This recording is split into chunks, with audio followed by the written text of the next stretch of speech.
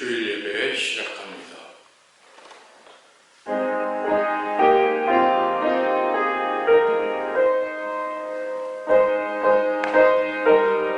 오라 우리가 굽혀 경배하며 우리를 지으신 여호와 앞에 무릎을 꿇자.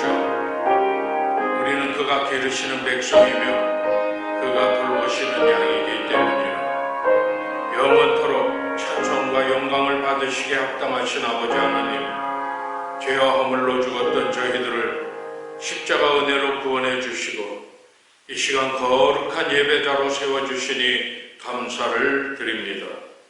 예수 그리스도 밖에는 아무런 소망이 없음을 기억하고 보혈의 능력만 의지하고 하나님 앞에 나아갑니다.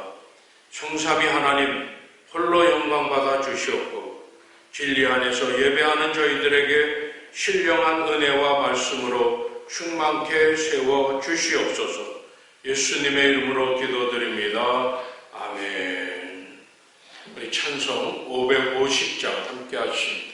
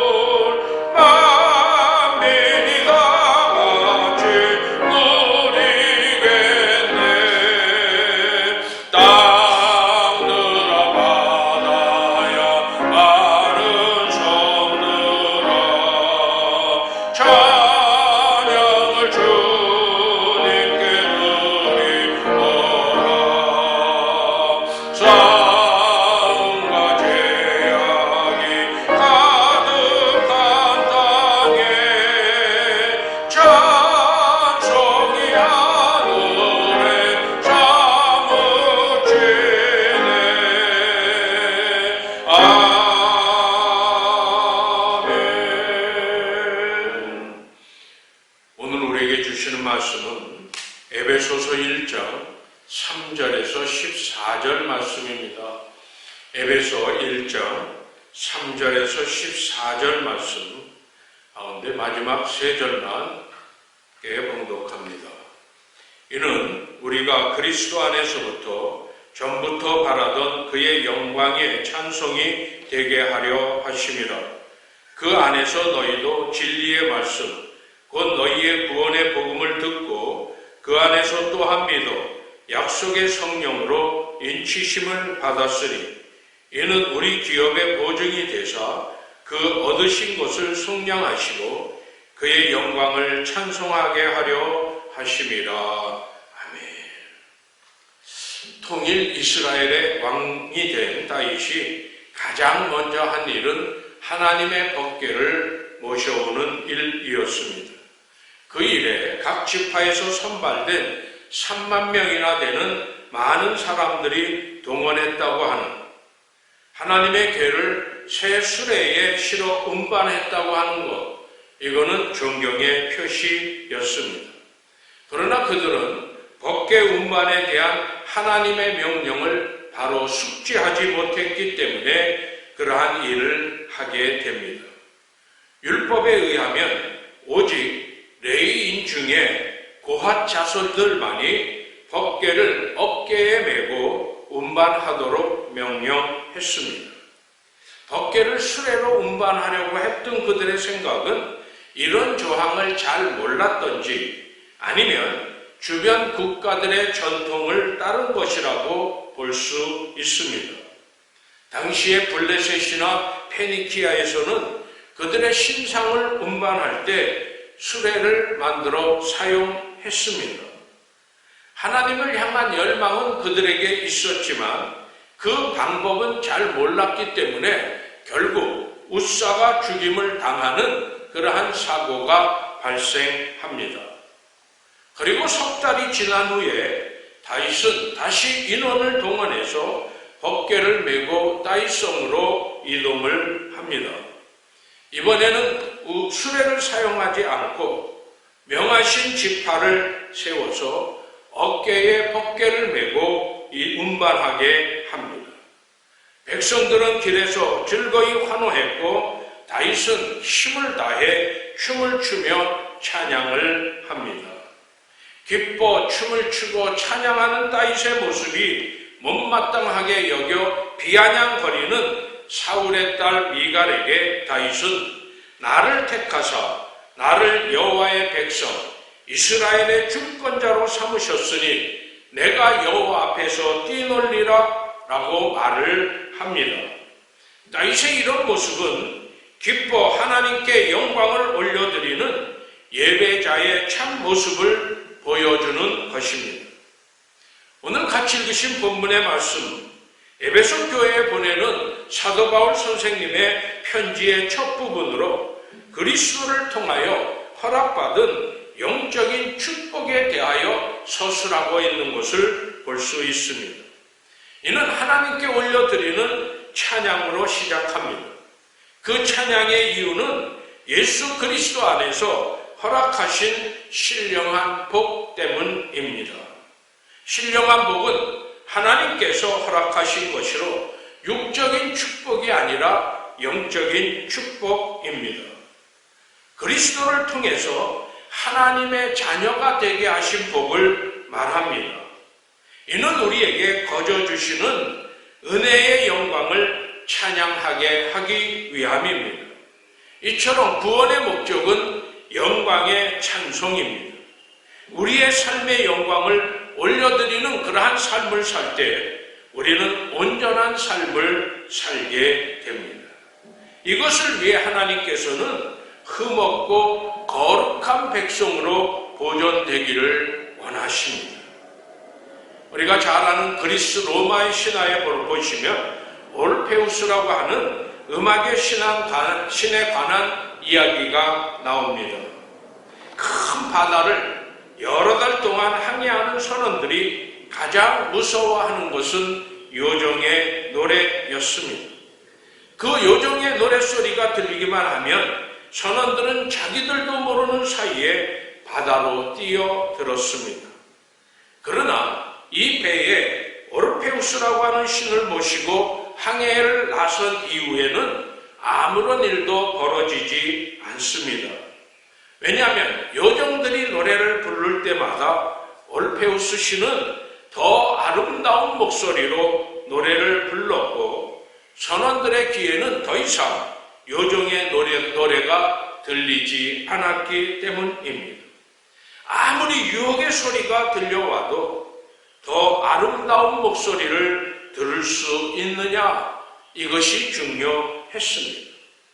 오늘 우리 삶의 주변을 보면 파멸로 이끌고 있는 요정의 소리가 가득 차 있는 것을 보게 됩니다. 그러나 그 가운데는 생명으로 이끌어가는 소리도 있습니다. 우리가 어떤 소리를 듣느냐, 어떤 소리를 더 크게 듣느냐에 따라 생명력 있는 신앙생활이 되기도 하고 살아있으나 죽은 것 같은 그런 신앙생활이기도 합니다.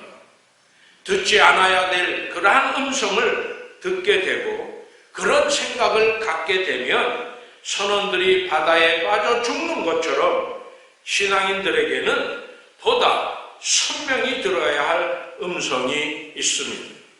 무엇을 크게 듣느냐에 따라 우리들의 신앙생활의 모습이 전혀 다른 모습으로 나타나게 됩니다. 당시 소아시아 여러 교회 가운데 에베소 교회는 그래도 이상적인 그러한 교회를 이룰 수 있는 조건을 두루 갖춘 교회였습니다. 좋은 교회가 되려면 좋은 창립자가 있어야 합니다. 에베소 교회의 창립자는 사도 바울 선생님이십니다. 바울은 여러 곳을 전도 여행하며 교회를 창립하고 또 다른 곳으로 가서 교회를 세우고 또 다른 교회를 향해 떠나는 그러한 일을 반복했습니다. 그런데 기록을 보면 유독 에베소 교회만큼은 그곳에서 3년 동안 계속 목회를 한 그러한 것을 볼 수가 있습니다. 두란노 서원이 있어서 지속적으로 하나님의 말씀을 가르쳤습니다. 교회 중심 멤버들을 훈련시켰습니다. 당시 지역적으로 본다 할지라도 아시아 지역의 교통 중심지였고 문화의 중심지인 좋은 위치에 에베소 교회는 있었습니다. 이처럼 에베소 교회는 훌륭한 가르침이 있었습니다. 목회자가 훌륭했습니다. 장로님들이 신실했습니다. 위치적으로도 좋은 곳에 자리를 잡고 있었습니다. 성령에 충만했고 말씀에 충만했습니다. 첫사랑이 뜨거운 교회였습니다. 아름다운 신앙의 모습이 있었습니다. 예수 그리스도에 대한 신실한 믿음도 갖춘 교회였습니다.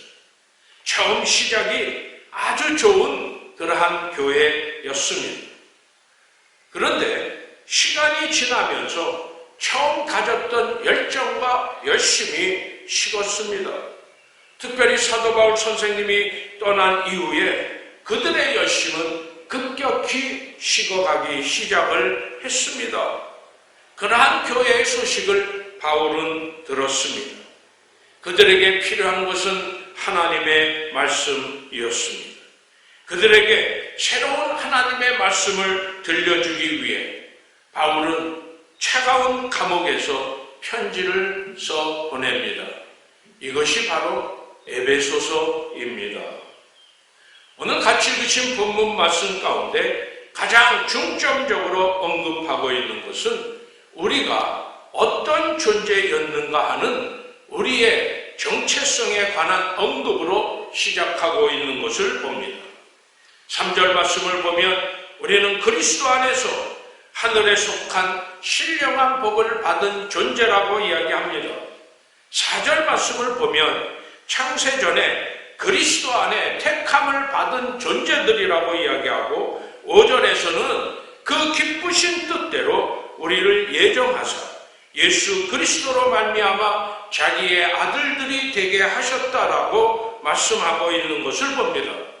그러면서 사도 바울 선생님은 이 정체성에 관한 말씀을 하고 난 다음에 17절, 18절 말씀을 보면 에베소 교인들이 지혜와 계시의 정신을 받아 하나님을 알게 되며 마음의 눈이 밝아져서 그의 부르심의 소망이 무엇이며 성도 안에서 그 기업의 영광의 풍성이 무엇인지 알게 되기를 원한다라는 간절한 마음으로 강구하고 있는 것을 볼 수 있습니다. 사도 바울 선생님은 에베소 교회에 하나님의 말씀이 다시 불듯 일어나기를 원했습니다. 에베소 교회는 그동안 수준 높은 문화 도시에 살면서 세상 문화에 젖어 있었습니다. 당시에 풍요로운 도시에 살면서 그 풍요로움에 젖어 있었습니다. 당시 에베소 교회는 하나님의 소리보다 세상에 주는 소리에, 하나님의 지혜보다 자신의 지혜와 뜻에 더 귀를 기울였고 하나님의 방법보다 사람의 방법을 더 추구했습니다. 그렇게 되다 보니까 그들은 하나님이 왜 우리를 부르셨는지 잊어버리게 됩니다. 하나님이 왜 우리를 하나님의 자녀로 삼아주셨고 불러주시는지를 잊어버리게 되었습니다. 왜 하나님의 지체가 되었는가? 왜 교회의 지체가 되었는가를 잊었습니다. 그리스도 안에서 주어진 영광의 풍성함이 무엇인가를 잊었습니다. 바로 그러한 모습이 바울에게는 안타까움이었고 하나님이 보시기에도 안타까움이었습니다. 사랑하는 성도 여러분, 우리 주변은 지금 온통 지축을 뒤흔드는 소리로 가득 차 있었습니다. 이런 가운데 우리가 주님을 믿고 주님을 따르는 하나님의 자녀인 성도라고 한다면 오직 하나님만을 신뢰하며 하나님의 말씀만을 크게 듣고 순종하는 삶을 살아야만 합니다. 나는 지금 어떤 소리에 귀를 기울이며 살아가고 있는가? 바로 거기에 생명의 길이 결정되고 풍요와 부유의 삶이 결정되는 겁니다. 우리의 심령, 주님의 몸된 우리 교회는 잘 정리된 화단과 같다라고 볼 수 있습니다. 그러나 그 화단을 어떻게 가꾸느냐에 따라 전혀 달라지게 됩니다. 처음에는 깨끗하게 정결하게 시작됐다 할지라도 금세 잡초가 가득할 수 있습니다. 좋은 밭을 이루기 위해서는 좋은 씨를 뿌려야 하지만 잘 가꾸는 것이 더 중요합니다. 만일 그렇지 않다고 한다면 금세 잡초밭이 되어버리고 말 겁니다. 예수 그리스도의 보혈로 교회는 정결하고 거룩하게 정리되었습니다. 그리고 그 교회의 화단에 은혜의 씨앗이 심어졌습니다. 그러나 가꾸지 않고 그냥 내버려 둔다고 한다면 금방 잡초밭이 되고 맙니다. 기도와 말씀으로 잘 가꾸어야만 합니다. 지속적으로 하나님께서 원하시는 것에 마음을 두고 잘 살아가야만 합니다. 에베소 교회는 잘 다듬어졌습니다. 잘 정리되었습니다. 그러한 상태 속에서 시작을 했습니다. 그리고 거기에 아름다운 훌륭한 씨앗이 뿌려졌습니다. 그런데 몇 년이 지나자 신앙의 열심이 사라졌습니다. 처음 감격도 처음 사랑도 잃어버렸습니다. 이제 겉모양만 남은 잡초밭이 되어버리고 말았습니다. 이 안타까운 소식을 옥중에 있었던 사도 바울 선생님이 들었습니다. 그는 차디찬 감옥 바닥에 무릎을 꿇습니다. 그리고 에베소 교회를 위해 간절히 기도합니다. 감옥에 갇혔기에 찾아갈 수 없는 형편에서 안타까운 그러한 마음으로 교회를 위해 간절한 심정으로 기도하고 있는 사도 바울에게 하나님께서는 교회의 지침이 될 하나님의 말씀을 허락하십니다. 에베소 교회에 이제 하나님의 음성이 들립니다. 오늘 본문 3절에서 6절 말씀을 보면 우리 주 예수 그리스도의 아버지 하나님께 찬양을 드립니다. 하나님께서는 그리스도를 통하여 하늘의 온갖 영적 축복을 우리에게 베풀어 주셨습니다.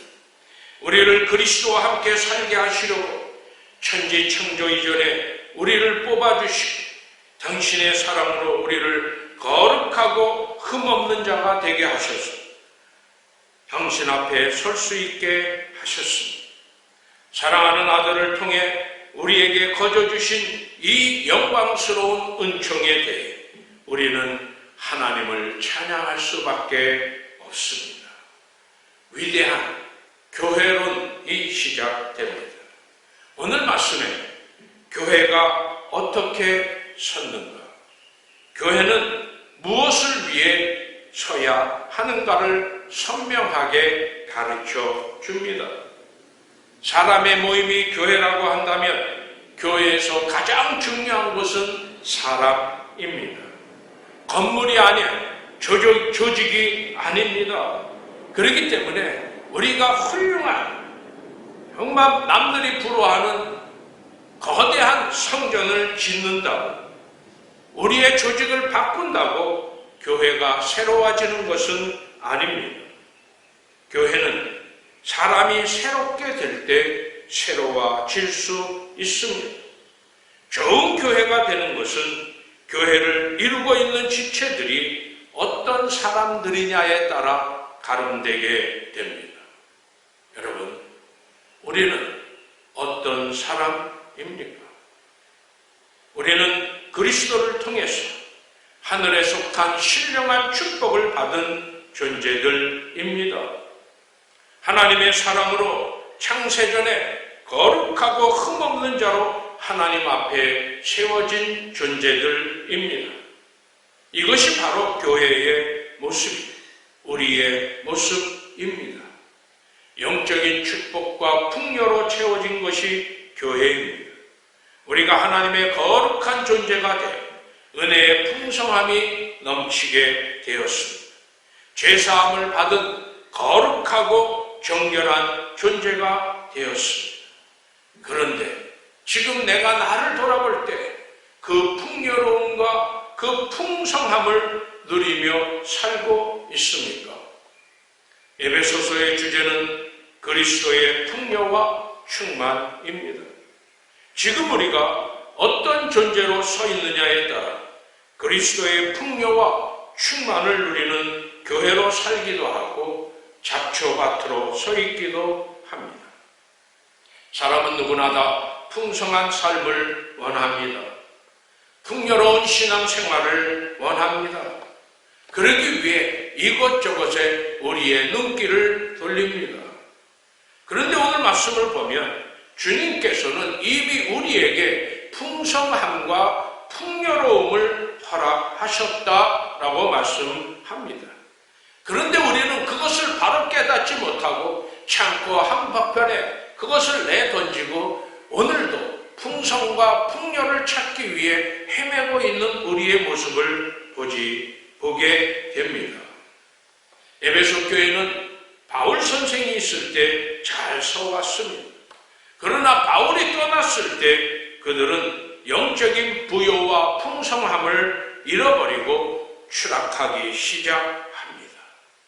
신령한 복을 주시는 분도 그리스도 안에서 영적인 부요를 누리게 하시는 분도 하나님이십니다. 그것은 이미 우리에게 주어졌습니다.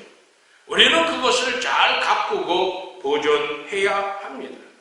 그것을 잃어버리지 않기 위해 우리가 교회가 관심을 가져야만 합니다.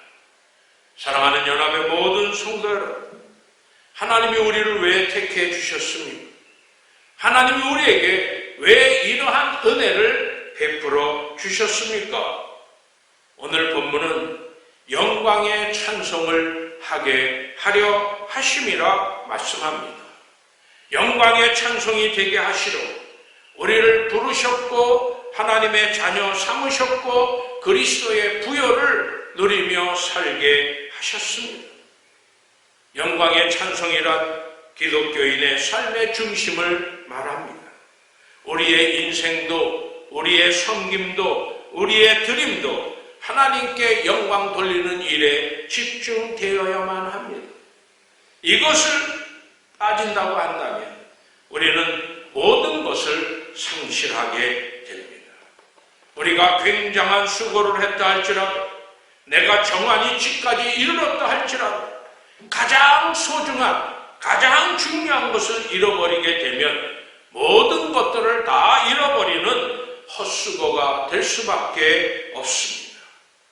우리를 택해 주신 것이, 우리를 구원해 주신 것이, 우리에게 직분을 맡겨주신 것이, 우리의 교회를 세워주신 것이 영광의 찬송이 되게 하려 하심입니다. 우리의 인생은 언제 끝날지 모릅니다. 그러나 한 가지 분명한 것은 그날 아무런 부끄러움이 우리에게 없어야 한다고 하는 사실입니다. 아무렇게나 살아서는 안 됩니다. 하나님의 음성을 들으며 살아야만 합니다. 하나님의 은혜로 구원받고 택함받은 사람은 하나님의 영광이 찬송에 되는 삶을 살아야만 합니다. 우리도 언젠가는 생의 마지막 날을 갖게 될 겁니다. 그리고 주님 앞에 서게 될 겁니다. 이 사실을 아는 사람은 아무렇게나 살지 않습니다. 주님의 말씀을 들으며 하나님이 기뻐하실 일에 마음을 두고 살아갑니다. 하나님 앞에 영광의 찬송이 되는 삶을 삽니다. 바로 이 축복이 여러분들과 저 우리 모두의 것이 되기를 주님의 이름으로 축복합니다. 하나님, 부끄러움 없이 하나님 앞에 영광의 찬송이 되는 삶을 살기 원합니다. 하나님께서 기뻐하실 일에 나의 모든 마음을 두고 하나님만을 찬양하며 살게 하옵소서. 예수님의 이름으로 기도드립니다. 아멘. 우리 찬송가 429장 함께 하시면서 준비하신 헌금 드립니다.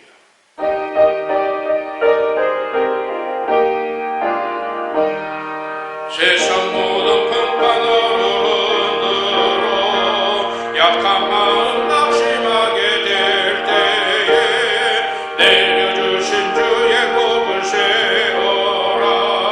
주의 크신 복을 내가 알리라. 받은 복을 세어보아라. 크신 복을 내가 알리라.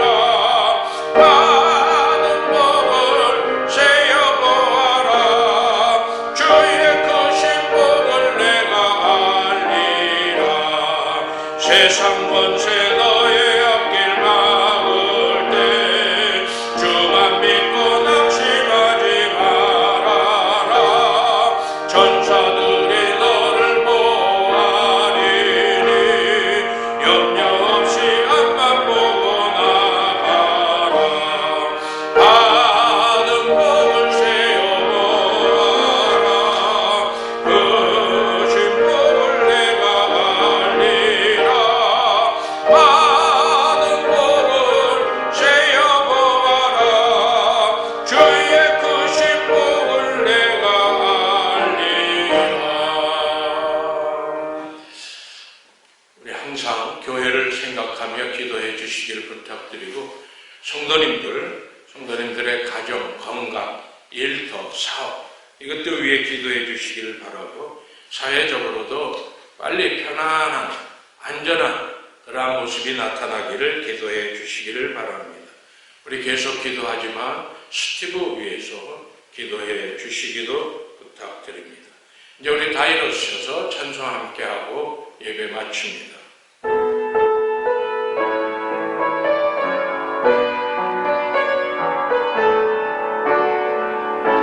살아계신 주 나의 참된 소망 걱정 그치 전혀 없네. 사랑해 주네 갈 길인 너아니 내 모든 삶의 기쁨 늘 충만하네. 이제는 우리 주님 예수 그리스도의 은혜와 아버지 하나님의 진하신 사랑하심, 성령님의 감동과 마유로 충만 보하시는 종의 역사가 영광의 찬송을 오직 하나님의 대로만 살기를 다짐하며 하나님께 영광 돌리는 우리 모두 머리 위에 이제부터 영원토록 함께 하시기를 간절히 축원하옵나이다.